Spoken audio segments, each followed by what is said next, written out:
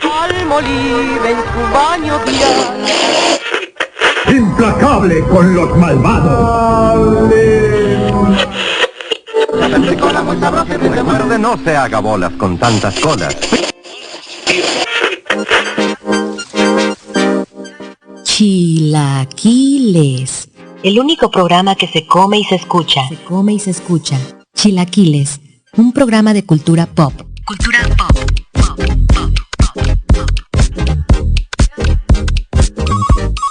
Este show es gourmet, artesanal, sin gluten, sin lácteos, sin azúcar refinada, sin organismos genéticamente modificados, pero con muchos amigos. Chilaquiles, presentado por Carlos Vázquez, desde La Coyotera Radio Comunitaria.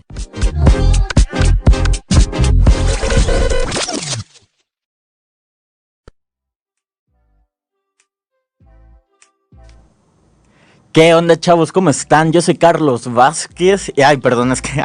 perdón, tengo un dulce en la boca y se me enredó la lengua. ¿Qué onda, chavos? ¿Cómo están? Yo soy Carlos Vázquez y estoy súper contento de estar otro jueves aquí en La Coyotera Radio Comunitaria. Esto se llama Chilaquiles y el día de hoy vamos a platicar sobre la desnudez de la escultura El David, también sobre libros, literatura mexicana. Vamos a leer un cuento de Roald Dahl y también vamos a hablar de ciencia y videojuegos. Y pues nada, chavos, vamos a comenzar porque de veras que el día de hoy hay muchos temas y pues nada, esto es el Gabinete de Curiosidades.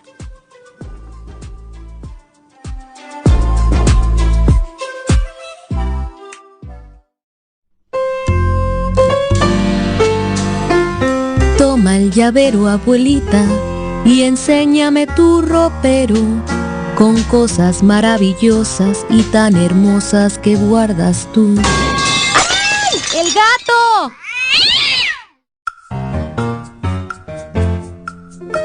Gabinete de Curiosidades, o de todo como en botica.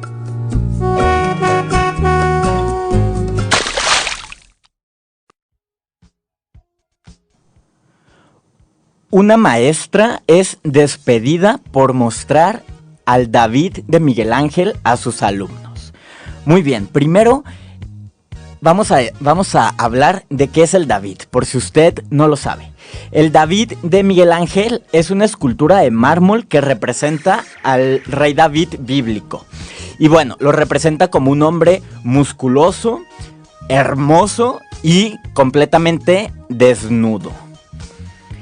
De hecho, bueno, esta escultura tiene expuestos los genitales de este personaje. Y si usted lo observa, se dará cuenta que el pene y los testículos son bastante pequeños porque en la época, en 1500, que fue cuando Miguel Ángel esculpió el David, pues se consideraba que era grotesco que un hombre tuviera los genitales grandes y además el tamaño de los genitales se relacionaba con el nivel de inteligencia. O sea, entre más pequeños eran los genitales masculinos, mayor era el grado de inteligencia. Y bueno, esta escultura fue hecha por el pintor y escultor Miguel Ángel entre 1501 y 1504. Esta escultura es gigantesca, mide 5 metros de altura y pesa más de 5 toneladas. Actualmente se encuentra expuesta en la Galería de la Academia de Florencia en Italia. Bueno, eso es el Miguel Ángel. Y resulta que hace algunos días se dio a conocer que una maestra que se llama Hope Carrasquilla, que es profesora en una escuela de Florida en Estados Unidos, fue despedida. La corrieron de su trabajo porque les mostró a sus alumnos esta escultura. La escultura fue mostrada a niños de entre 11 y 12 años en una clase sobre arte. Esta maestra estaba enseñando sobre el arte renacentista a sus alumnos, que ya, pues bueno, a los 11, 12 años, pues ya eres más que un niño, pues como un adolescente. Y la maestra les estaba impartiendo la clase y les mostró esta escultura. Y resulta que los padres de familia se pusieron furiosos. Se quejaron porque consideran que la imagen del David es pornográfica y exigieron que la maestra fuera despedida, así como lo oye. La maestra les enseña esta obra que es así patrimonio de la humanidad y que es una de las esculturas más famosas del mundo y una de las obras más importantes del Renacimiento. Era lo que la maestra les estaba explicando a los alumnos, pero los padres, cuando se enteraron, se escandalizaron porque dicen que el Miguel Ángel es pornográfica y que la maestra estaba promoviendo la desnudez y una retahíla de tonterías y de ideas bastante anticuadas y retrógradas. Y bueno, consiguieron que esta maestra perdiera su empleo. Ok, hoy día en Florida, Estados Unidos, se está llevando una especie de guerra cultural entre progresistas y conservadores. Resulta que en Estados Unidos pues hay dos partidos políticos. Uno es el republicano, que reúne al sector más conservador de los Estados Unidos, y el otro partido es el demócrata, que reúne a los sectores con una ideología, con un pensamiento, con una actitud más progresista. Y entonces resulta que, bueno, esta es una lucha que siempre ha existido entre progresistas y conservadores, pero llama la atención que en los últimos meses, los últimos años, en Florida, esta lucha entre estas dos corrientes, digámoslo, pues se ha hecho muy visible y muy escandalosa. Porque los republicanos acusan a los demócratas de favorecer la agenda LGBT, los acusan de promover el aborto, los acusan de mostrarse en contra de las armas de fuego, y además están muy enojados con los demócratas porque promueven o alientan a que en las escuelas se enseñe sobre educación sexual. Y pues nada, o sea, es como de sorprender que todavía en el 2023 haya personas que les escandalice la desnudez, que les escandalice la libertad sexual, que les escandalice que una mujer pueda abortar, que una mujer tenga el derecho de abortar. Bueno, a mí mi asombro no, o sea, no cabe en mí el asombro, porque me parece en verdad ideas muy retrógradas e ideas bastante, pues incluso hasta pasadas de moda, ¿no? O sea, acusar de que una escultura de hace 500 años es pornográfica e inmoral, inapropiada, y que debería ocultársela a los niños, pues en verdad me parece una locura. Bueno, el alcalde de Florencia, Italia, David Nardella, Florencia, Italia, es donde se encuentra en una galería de este lugar es donde se encuentra el David de Miguel Ángel. Y bueno, el alcalde de Florencia anunció que invitará a esta maestra, Job Carrasquilla, a la ciudad y que le entregará personalmente un reconocimiento. Un reconocimiento pues por su labor como docente y una forma... y este reconocimiento y esta invitación es como una contestación a todas estas personas que opinan que la desnudez es incorrecta, ¿no? O que está mal estar desnudo. No está mal la desnudez, no está mal el sexo e incluso no está mal el porno, ¿no? O sea, es algo natural, es algo común y no hay necesidad o no hay razón para satanizarlo o para ocultarlo o para juzgarlo de inmoral. O sea, pues para nada, no tiene nada de inmoral la desnudez, no tiene nada de inmoral la pornografía, y mucho menos tiene algo de inmoral el arte, ¿no? Porque estamos hablando del David de Miguel Ángel, que es una de las obras más exquisitas que ha hecho el ser humano en toda la historia. Yo nunca he ido a Florencia, no he visto, ahora sí que con mis propios ojos, no he visto el el David de Miguel Ángel, no lo he tenido enfrente, pero tan solo de ver las imágenes, de saber que es una escultura inmensa de 5 metros, que está tallada en un solo bloque de mármol, me deja sin aliento.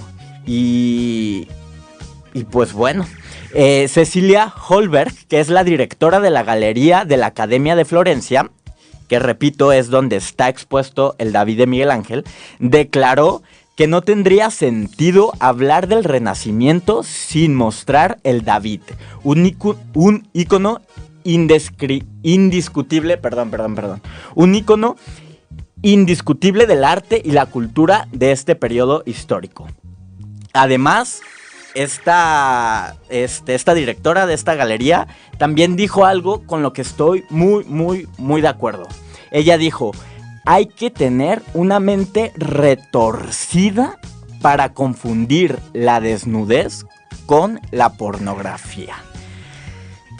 Y estoy de acuerdo con ella porque alguna vez escuché una máxima que me parece muy cierta, que es: el puritanismo es la peor de las perversiones.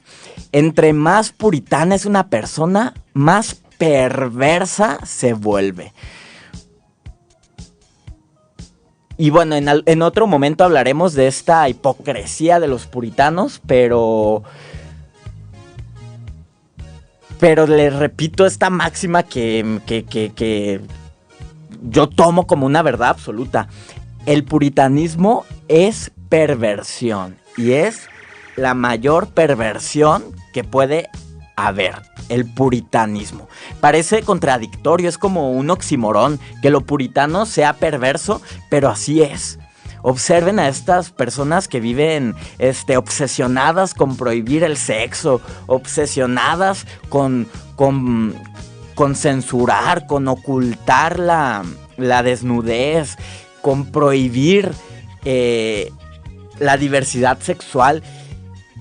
Obsérvenlo y se darán cuenta que son personas perversas, ¿no? En cambio, las personas progres, las personas modernas, los libertarios, suelen ser personas muy relajadas y muy tranquilas, muy felices, que no andan inmiscuyéndose en los asuntos que no son suyos, ¿no? Pero bueno, en fin, esta es la historia, o más que historia, es la actualidad, lo que está pasando en este momento, ¿no? Porque, repito, esta noticia se dio a conocer hace pocos días, hace pocas semanas. Se han ido desarrollando estos eventos en pleno 2023, ¿no? Escandaloso, me parece escandaloso, no que se exhiba el Miguel Ángel, que se exhiba el David de Miguel Ángel. Eso no es lo escandaloso es que alguien crea que es inmoral o perverso, pero en fin. Bueno, cuando leí esta noticia, me acordé que algo similar pasó en México. O sea, nosotros no nos quedamos atrás, porque hace muchos años a alguien se le ocurrió ponerle un calzoncito a la Diana Cazadora.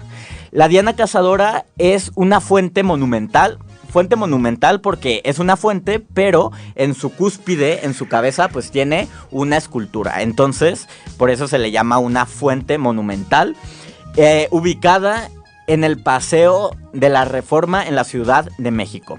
Y bueno, es una figura que representa a la diosa romana Diana, a la diosa romana Diana, que era la diosa que representaba o la diosa que se ocupaba de la casa y de la virginidad.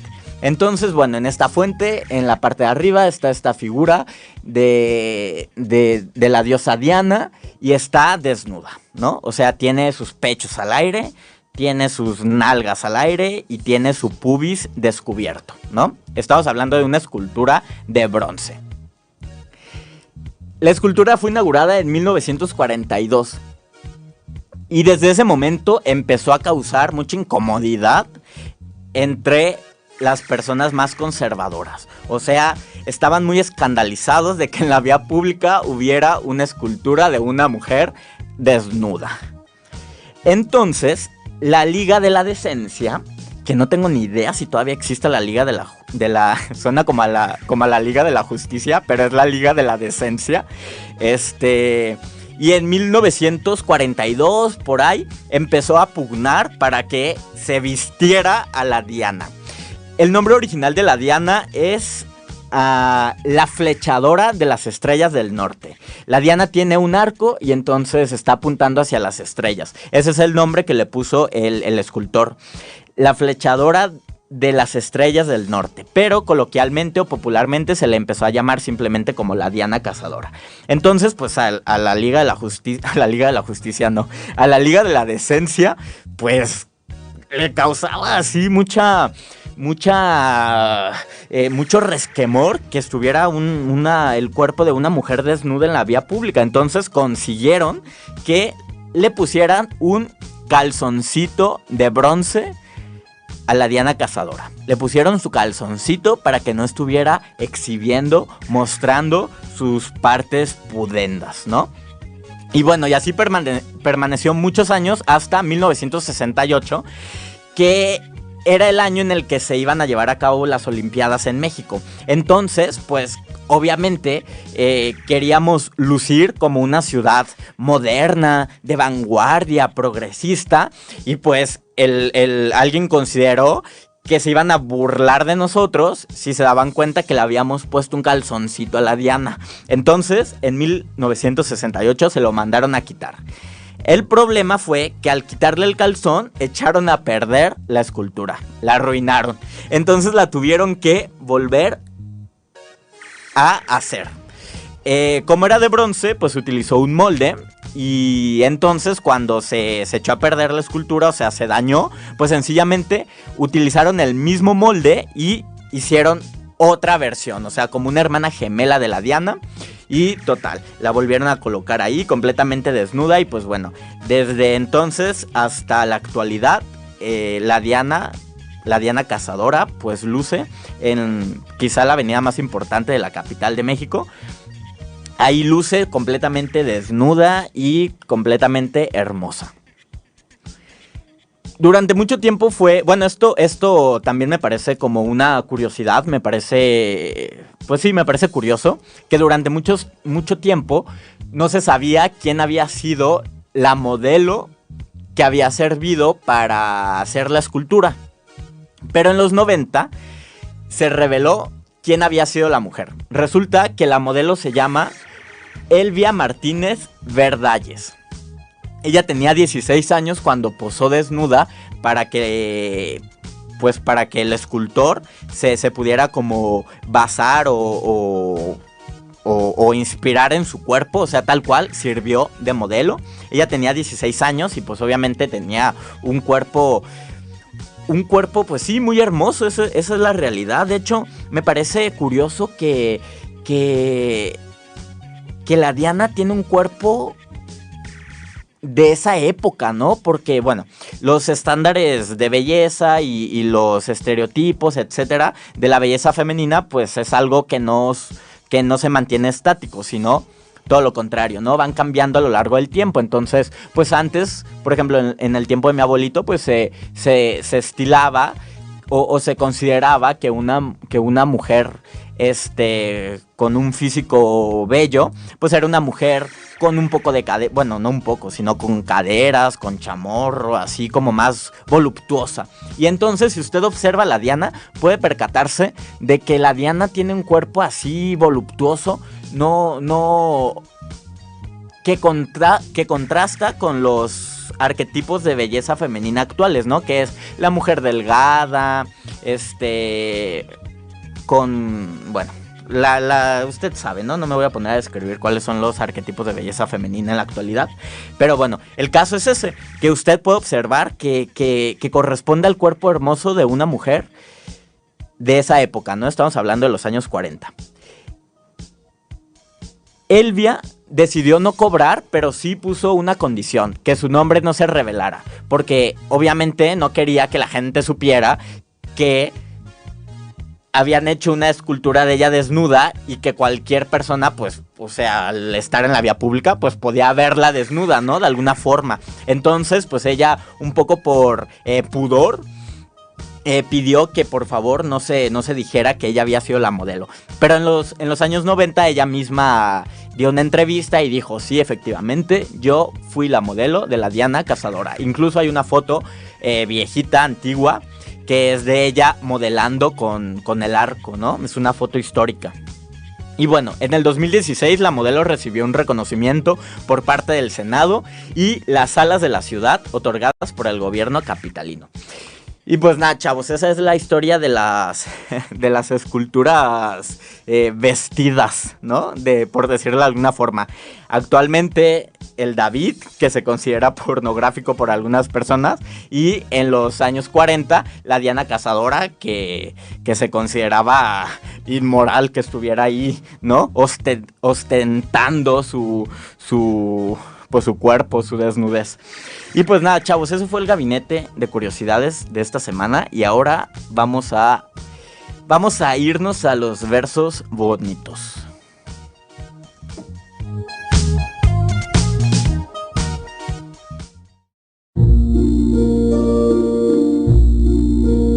Solito y a oscuras, de noche, ya sabes, los ruidos me asustan. Mamá, soy Paquito, ya no haré travesuras. Cuentos en verso para niños perversos.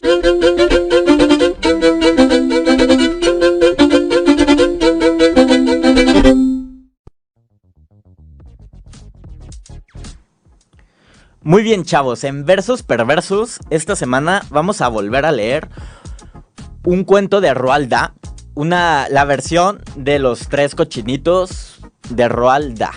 Ya hace 15 días habíamos leído la versión de La Cenicienta y esta semana dije, bueno, ¿por qué no? Hay que repetir y vamos a leer otro cuento perverso, pero en esta ocasión los 3 cochinitos, ¿no? Les recuerdo que esta es la versión del escritor británico Roald Dahl y que estos cuentos están reunidos en una edición que se llama Cuentos en verso para niños perversos y que publica la editorial Santillana. En lo que leo se llama el sello que los edita, pero pertenece a la editorial Santillana.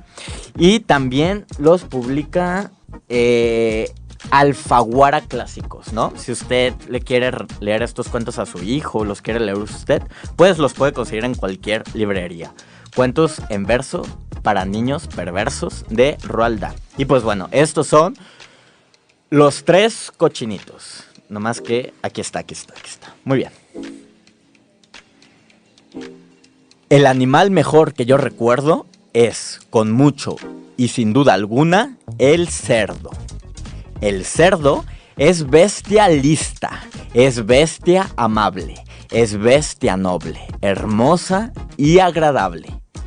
Mas, como en toda regla hay excepción, también hay algún cerdo tontorrón. Dígame usted si no. ¿Qué pensaría si, paseando por el bosque un día, topara con un cerdo que trabaja haciéndose una gran casa de paja? El lobo, que esto vio, pensó: ese idiota debe de estar fatal de la pelota. Cerdito, por favor, déjame entrar. ¡Ay, no! Que eres el lobo, eso ni hablar.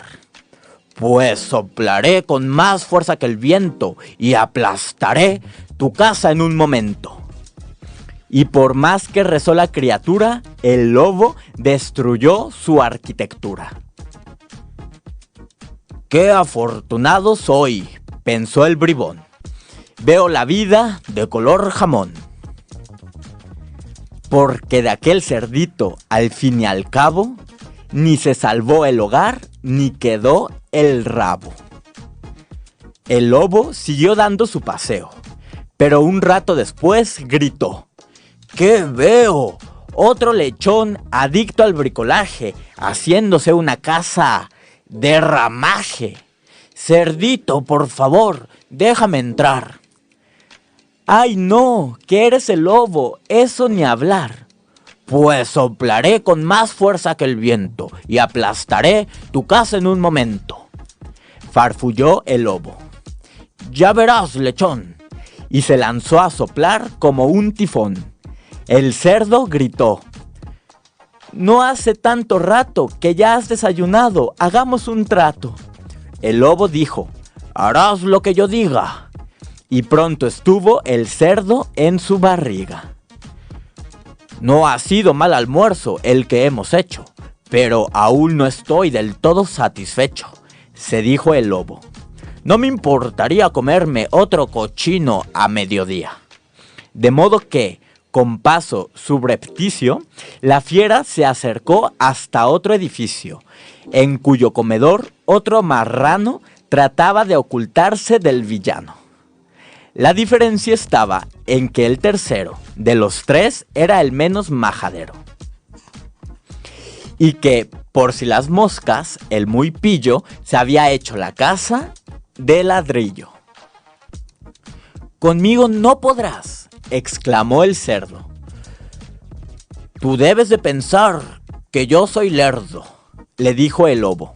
No habrá quien impida que tumbe de un soplido tu guarida. Nunca podrás soplar lo suficiente para arruinar mansión tan resistente, le contestó el cochino con razón, pues resistió la casa el ventarrón. No la puedo hacer volar soplando, la volaré con pólvora y andando, dijo la bestia, y el lechón, sagaz, que aquello oyó, chilló. ¿Serás capaz? Y, lleno de zozobra y de congoja, un número marcó. ¿Familia Roja? «Aló, ¿quién llama?», le contestó ella. «Guarrete, ¿cómo estás? Yo aquí, tan bella como acostumbro, ¿y tú?» Caperu, escucha. Ven aquí en cuanto salgas de la ducha». «¿Qué pasa?», preguntó Caperucita. «Que el lobo quiere darme dinamita, y como tú, de lobos, sabes mucho, quizá puedas dejarle sin cartuchos». «Querido marranín, ¿por qué te guapo? Estaba proyectando irme de trapos, así que, aunque me da cierta pereza, iré en cuanto me seque la cabeza». Poco después, Caperú atravesaba el bosque de este cuento. El lobo estaba en medio del camino, con los dientes brillando cual puñales relucientes, los ojos como brasas encendidas, todo él lleno de impulsos homicidas. Pero Caperucita, ahora de pie, volvió a sacarse el arma del corsé y alcanzó al lobo en punto tan vital que la lesión le resultó fatal. El cerdo, que observaba ojo a visor, gritó: «Caperucita, es la mejor». «Ay, puerco ingenuo, tu pecado fue fiarte de la chica del corsé, porque Caperú luce últimamente no solo dos pellizas imponentes de lobo, sino un maletín de mano, hecho con la mejor piel de marrano». Y pues nada, chavos, esa fue la versión de Los Tres Cochinitos de Roald Dahl. Y pues bueno, espero les haya gustado. Y ahora vamos a platicar de libros bonitos.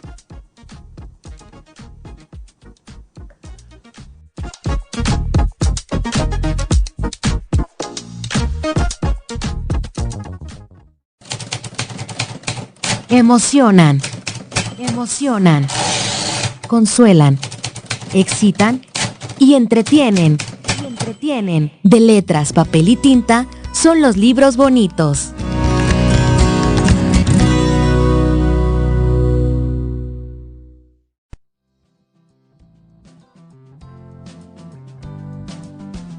Ok, en libros bonitos vamos a hablar el día de hoy de literatura mexicana. Pero no solo literatura mexicana, sino literatura mexicana contemporánea. Porque siento que a veces cuando hablamos de literatura mexicana, pues nos remitimos a estos escritores de hace algunas décadas, ¿no? Como Juan Rulfo o Juan José Arreola, etcétera. Que digo, son grandes escritores, son como pilares de la literatura mexicana, pero me da cierta impresión, y aclaro, esto es solo una impresión mía, que se habla poco de los escritores mexicanos contemporáneos, ¿no? Entonces vamos a hablar de Fernanda Melchor, que es una escritora bastante joven, muy popular en los últimos años, y que ha escrito... Yo he leído 2 novelas de ella, y me parece que es de... Que vale la pena mencionarse. Me parece que hace un buen trabajo. Muy bien. De la novela que vamos a hablar es de Temporada de Huracanes, publicada en el 2017. Y es la novela más famosa de Fernanda Melchor. Muy bien. ¿De qué trata Temporada de Huracanes? Ok. Resulta que en un pueblecillo muy pedorro, muy pinche, muy dejado de la mano de Dios, pues vive una anciana con su hija. Esta anciana, por su aspecto y por su forma tan rara de ser, y porque además le gustaba ahí hacer trabajillos de brujería, pues era conocida en todo el pueblo como la bruja. Cuando esta ancianita se muere, digamos que le da la estafeta a su hija, que es la nueva bruja. Esta hija, heredera del título de la bruja del pueblo, tiene un aspecto muy extraño. Parece ser que es una mujer transgénero que resulta un poco grotesca, ¿no? Y pues obviamente en el pueblo pues se comenta que es una mujer bastante extraña, ¿no? Muy, ancha de hombros, grande, siempre vestida de negro, sucia, etc. Y bueno, ahí anda la bruja esta hasta que deja de andar porque la encuentran muerta flotando en un canal. La encuentran muerta flotando en un canal. Y entonces la historia del pueblo gira alrededor de este acontecimiento, del hallazgo de la bruja. Y la novela, que es una novela coral, es decir, nos cuenta la historia de varios personajes, comienza a relatarnos la historia de algunos de los habitantes de este pueblo que de alguna u otra forma habían estado relacionados con la bruja y que eran posibles, ¿cómo decirlo? Que eran los posibles asesinos, los posibles violentadores de la bruja. Muy bien, me llama mucho la atención que Fernanda Melchor en esta novela retrata a un México, a unos habitantes, a un poblado muy, muy miserable en todos sentidos. No solo son muy pobres económicamente, sino también intelectualmente. Son personas muy ignorantes y pareciera ser que parece ser que entre más pobre es una comunidad, entre más ignorante es una comunidad, se vuelve más violenta y más perversa. No sé ustedes, pero yo en lo personal no creo en esta teoría del pobre bueno, ¿no? O sea, yo no creo que la pobreza ennoblezca a nadie. Para mí es un poco lo contrario. Siento que entre mayor es la pobreza y mayor es la ignorancia, siento que ocurren cosas mucho más atroces, que las personas se vuelven mucho más violentas, que las personas tienen menos herramientas y menos posibilidades de volverse seres humanos virtuosos, ¿no? De desarrollarse como seres humanos. Digamos que la pobreza le arrebata a las personas la oportunidad les arrebata la oportunidad de explotar su potencial, ¿no? Y entonces es lo que pasa en este pueblito, que es un pueblito ficticio, pero que a pesar de que es ficticio y que los personajes son eso, personajes ficticios, se siente muy real porque todos hemos, bueno, no sé si todos, pero me imagino que muchas personas hemos estado cerca o hemos visto este tipo de historias que se dan pues en las zonas marginadas de una ciudad, ¿no? O en los pueblos marginados de una ciudad, que pasan cosas pues violentas y horrendas. Hay una palabra que me gusta, que quedaba perfecta, era un adjetivo que quedaba perfecto, pero lo olvidé. En fin,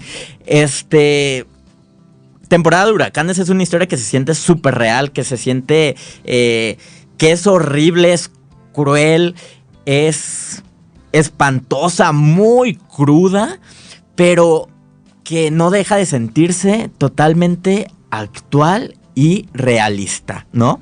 Por ejemplo, uno de los personajes, que se llama Luismi, que es un chavo, pues un bueno para nada, que no tuvo, pues no quiso, pero pues digamos que tampoco la tuvo fácil. No quiso y no pudo, no sé, no siguió estudiando, ¿no? Entonces es un personaje que tiene como la primaria sin terminar y que es muy joven, pero que ya tiene un largo historial delictivo y que es drogadicto y etcétera, ¿no? Y que anda ahí en este pueblucho y que es homosexual, ¿no? Digamos que la historia pues digamos que es, pues sí, este chavo Luismi es homosexual y de pronto la forma que encuentra de obtener dinero, pues para drogarse así, es prostituyéndose con otros señores homosexuales del pueblo, ¿no? Obviamente esto en secreto, ¿no? Un poco. Y bueno, Luismi también participaba en unas fiestas que hacía la bruja en su casa, que era una casa bastante extraña, una casa oscura, sucia, llena de basura, con las ventanas y las puertas tapiadas. Y esta mujer, pues se decía que tenía un tesoro escondido, entonces atraía a los jóvenes del pueblo, los atraía hacia su casa para tener relaciones sexuales con ellos y los jóvenes los chavos, pues obtenían un poco de dinero pues para emborracharse y comprar droga, ¿no? Aparece otro personaje que es una chavita que está huyendo de su padrastro, porque su padrastro la violaba, y ella llega a este pueblito y está embarazada y trata de abortar, o sea... Este es el tipo de historias que nos va contando Fernanda Melchor en Temporada de Huracanes. Creo que no tiene tanto caso explicar más, porque todas las historias son así, ¿no? Son así de horrendas e incluso de perversas. Yo soy una persona que, bueno, según yo, pues pocas cosas me asustan o pocas cosas me escandalizan. O sea, soy muy fan de lo morboso, de lo grotesco, de lo horripilante. Y he de admitir que este libro sí colocó imágenes muy perturbadoras en mi cabeza, porque pues Fernanda Melchor no se anda como a medios chiles, ¿no? O sea, ella es directa y... No tiene miedo de ser explícita. Y todos los personajes pues tienen historias muy, muy, muy truculentas y muy tristes, ¿no? Entonces, bueno, algunos críticos dicen que esta historia habla del machismo y de la homofobia, pero yo siento que no exactamente. O sea, aunque son temas que toca a lo largo de la novela, repito, para mí esta novela habla de la pobreza, y que en la pobreza se aparece el diablo, ¿no? O sea, entre más marginada es una comunidad, pues más cosas espantosas ocurren, y que hasta puede pensarse, ¿no? Que es donde el diablo anda. Y digo, no es por estigmatizar a las comunidades que están en esta situación. No quiero decir como, las comunidades marginadas, qué horror, no nos acerquemos. O sea, no, al contrario, sino creo que es importante ayudarlos a salir de eso, ¿no? Porque en ese contexto se vive de una forma mucho más espantosa la violencia y la miseria y etcétera, etcétera, ¿no? Entonces, bueno, para mí temporada de huracanes habla de eso. Rápidamente quiero mencionar el estilo en el que está escrito porque es algo peculiar. Es algo que yo ya había visto en otras novelas, por ejemplo, en Ensayo sobre la ceguera de Saramago, o también en una novela que se llama Las cenizas de Ángela, que es un tipo de escritura muy fluida que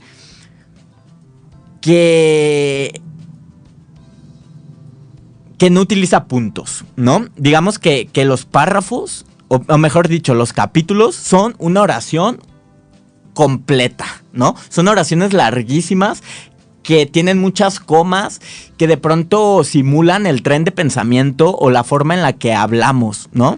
Porque no pensamos ni hablamos de la misma forma en la que escribimos. De hecho, la escritura es una forma de volver la palabra hablada y el pensamiento.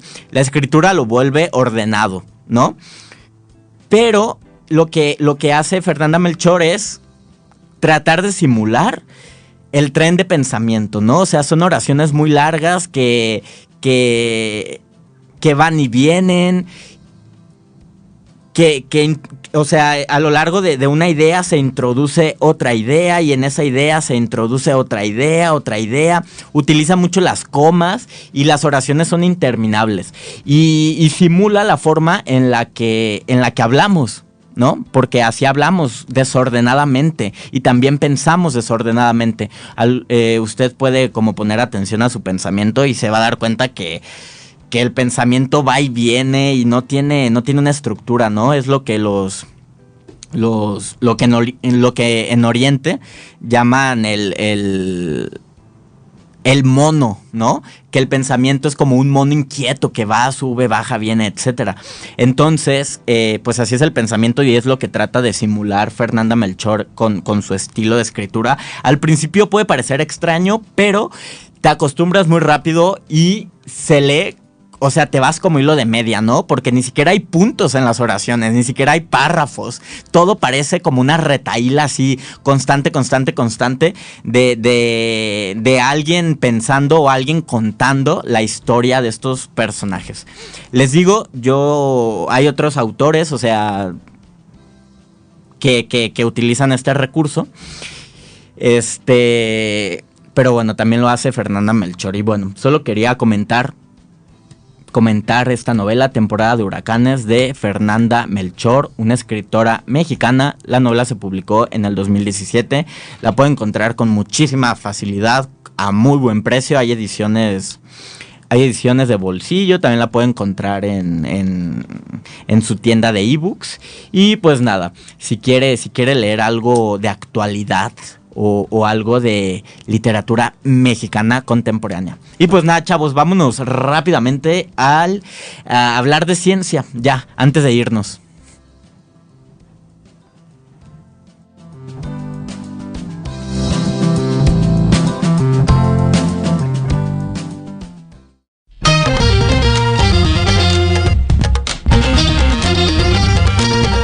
Azúcar, flores y muchos colores. Estos fueron los ingredientes elegidos para crear a la niñita perfecta. Pero el profesor... ¡Ay! ¡La sustancia X! Ciencia bonita para una vida bonita.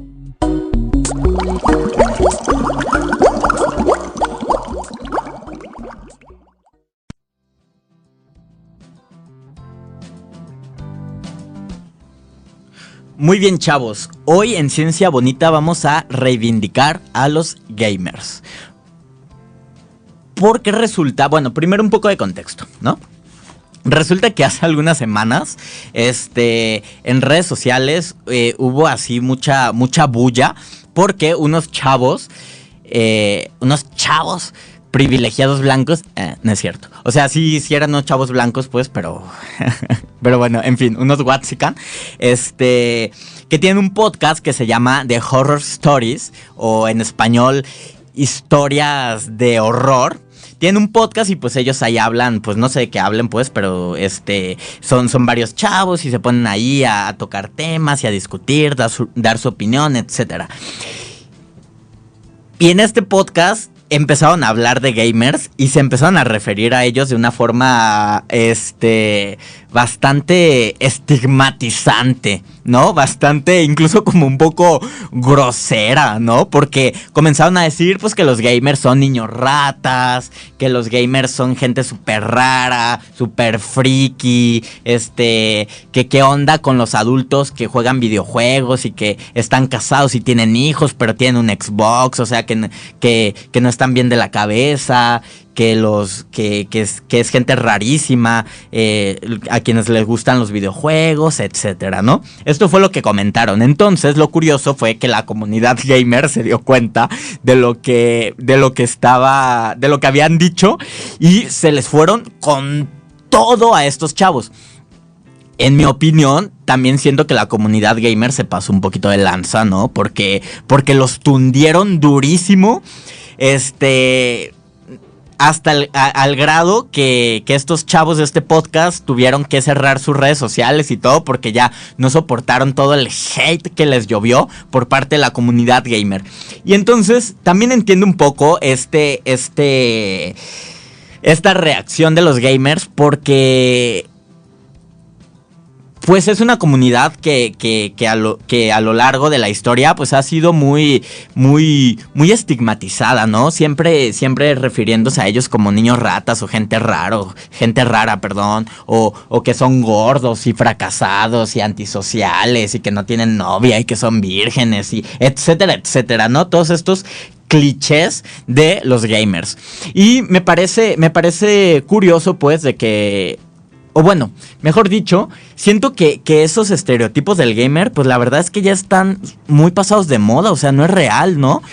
Y lo digo porque mi hermano es gamer y no tiene nada que ver como con estos estereotipos, ¿no? O sea, por ejemplo, mi hermano es una persona que le gusta hacer deporte, es deportista, sí tiene novia, estudia, es una persona bastante social y que además le gustan un montón los videojuegos, los adora, ¿no?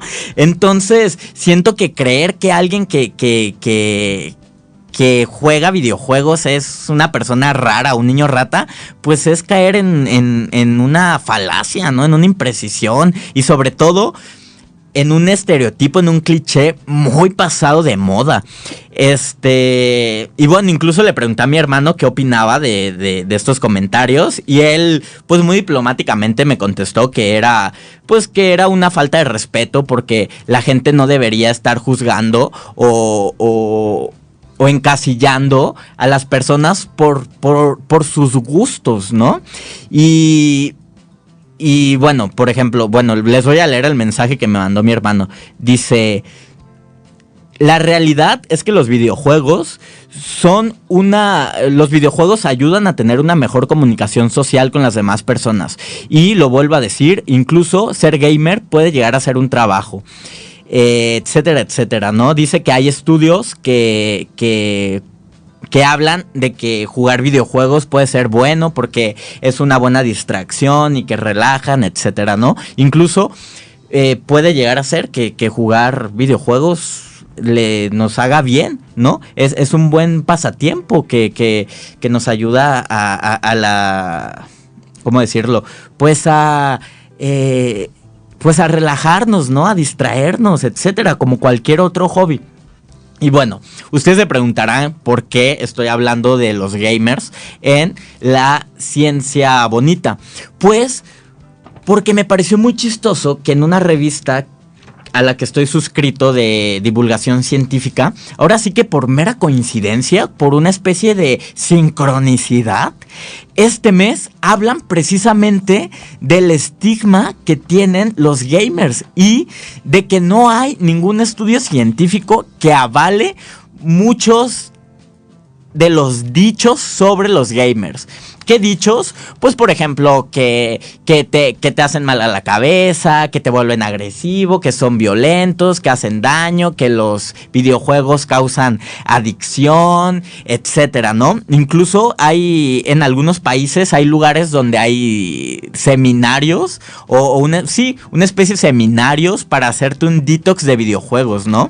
Por ejemplo, en Estados Unidos, en China, en Corea del Sur, hay centros a donde llevan a los jóvenes que supuestamente son adictos a los videojuegos.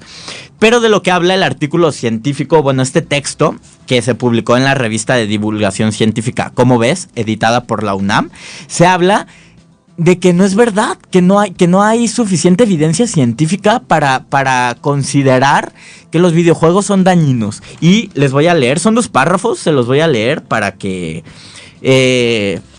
para que escuchen, ¿no? lo que se publica en esta revista científica.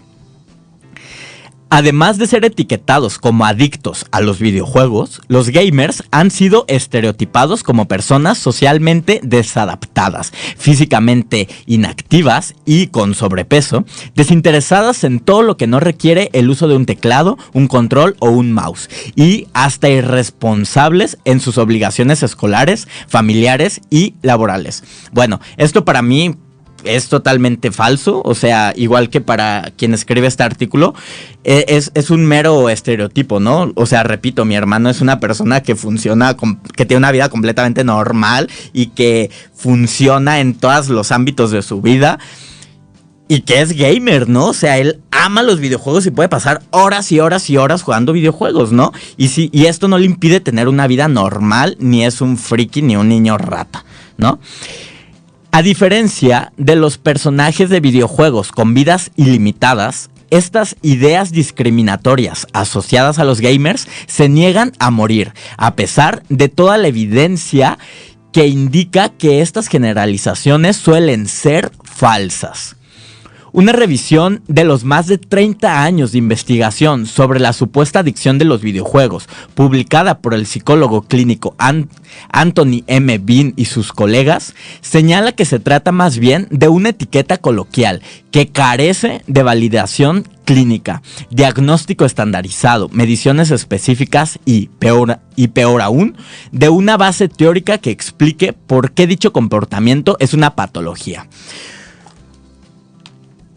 Bean y sus colaboradores señalan que desde el 2013, cuando la Asociación Estadounidense de Psiquiatría introdujo el término trastorno por juego en Internet en sustitución de trastorno por uso de Internet, ambas categorías han sido controvertidas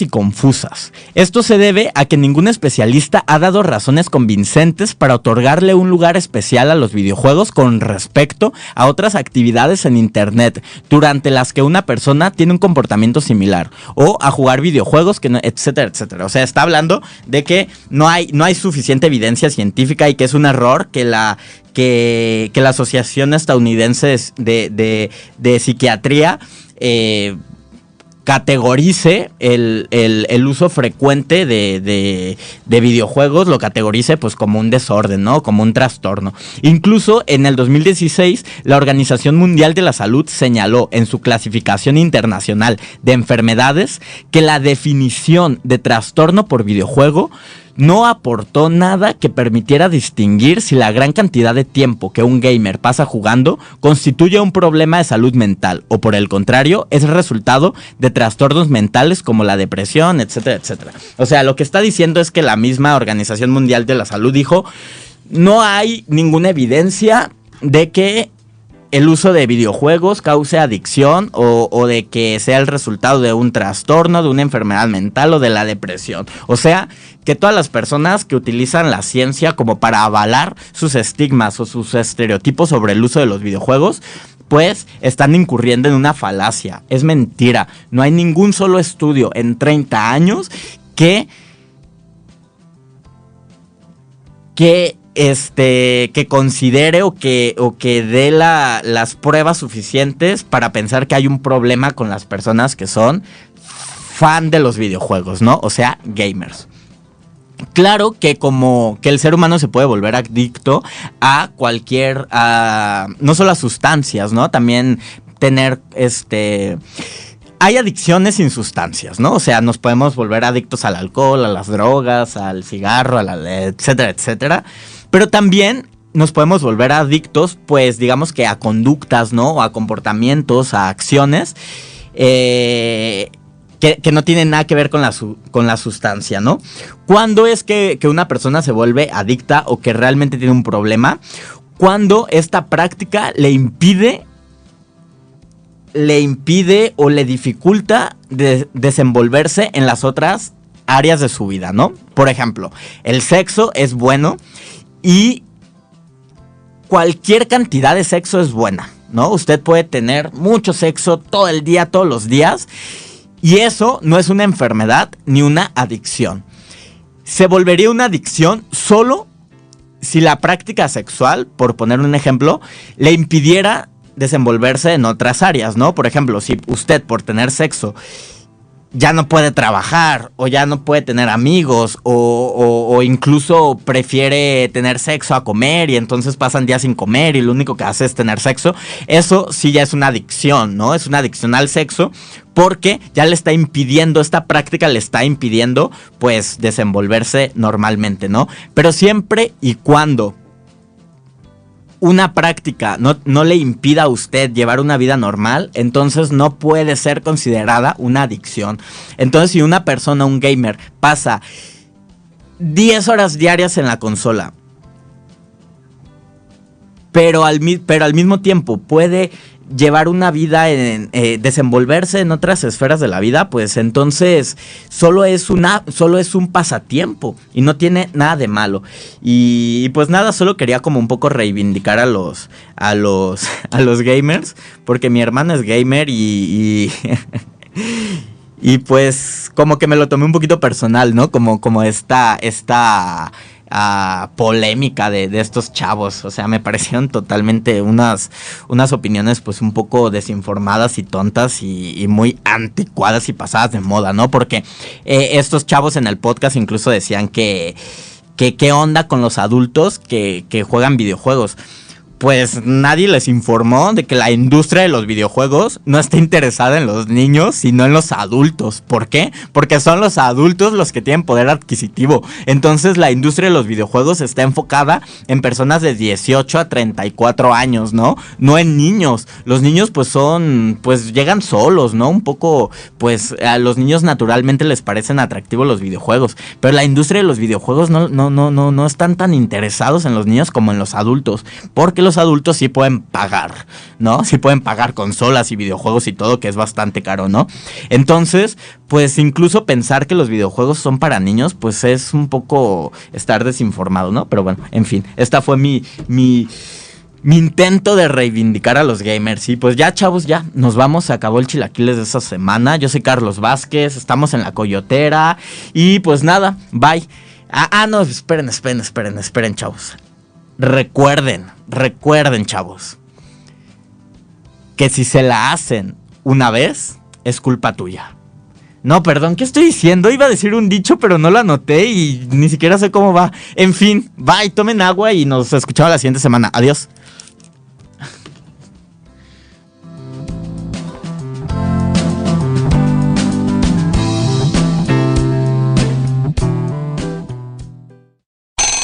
Ni rojos ni verdes, ya no hay más chilaquiles. Lo que había se acabó.